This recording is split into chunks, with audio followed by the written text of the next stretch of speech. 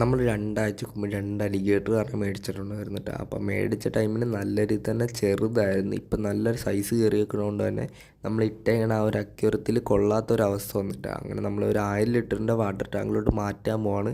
അങ്ങനെ ടാങ്കും കാലൊക്കെ കഴുകി വൃത്തിയാക്കി എടുത്തിട്ടുണ്ട് ട്ടോ. അതിനകത്ത് ദേ വെള്ളവും കാലൊക്കെ നിറക്കുവാണ്.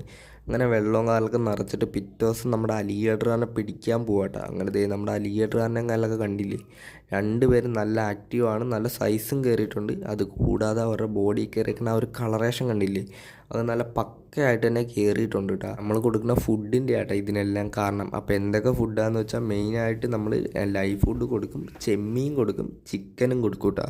ഈ 3 ഫുഡും ഏത് മോൺസ്റ്റർ ഫീഡ്സിനും കൊടുത്താലും നല്ല ഗ്രോത്തും നല്ല കളറേഷനും കയറുന്നതാണ് കേട്ടോ.